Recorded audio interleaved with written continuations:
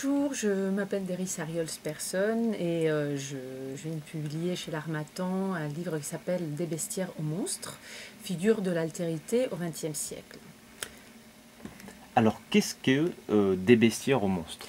À la base, c'est ma thèse de doctorat en littérature générale et comparée, remaniée pour pouvoir publier, puisqu'elle était un peu trop longue.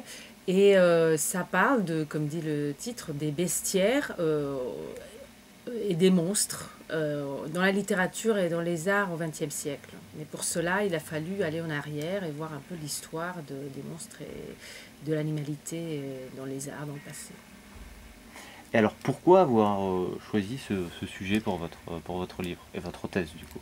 Bon, c'est une question qu'on me pose souvent parce que bon, tout le monde aime les monstres, mais c'est un peu spécial comme sujet. Je dirais que dans ma jeunesse, j'ai été une grande lectrice de littérature fantastique et de science-fiction.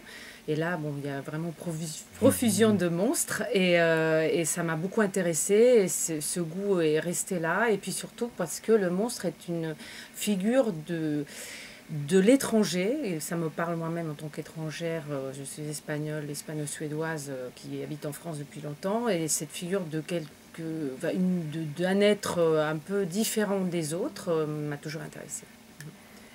Alors, quels sont les thèmes que vous avez traités justement dans cet ouvrage? Il y a beaucoup, beaucoup de thèmes hein, dans les chapitres. Ils sont mélangés. Il y a surtout le corps monstrueux, mais pas seulement.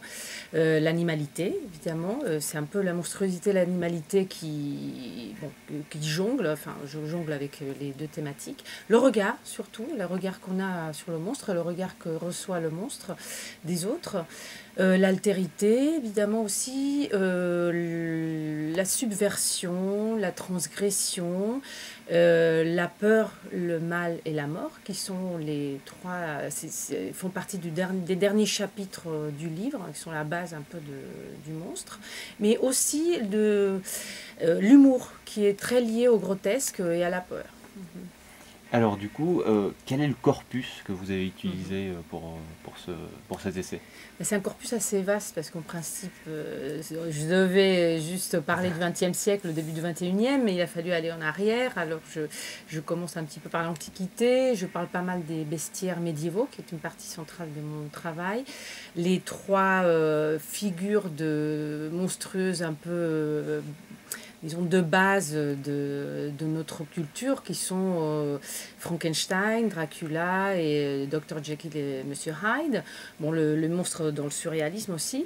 Et ensuite, dans le XXe siècle, j'ai parlé beaucoup d'auteurs latino-américains qui ont traité les bestiaires, qui ont refait un peu les bestiaires médiévaux à la manière moderne.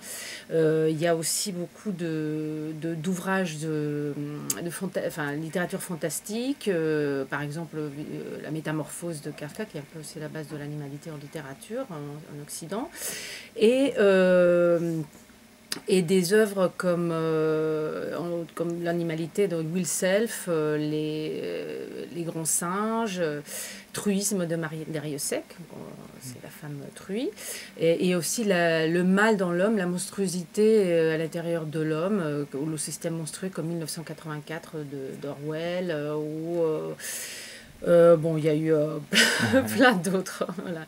Il est assez vaste. Aussi la BD Mouse sur la Sur le Shoah. génocide. Merci beaucoup. Bah de rien.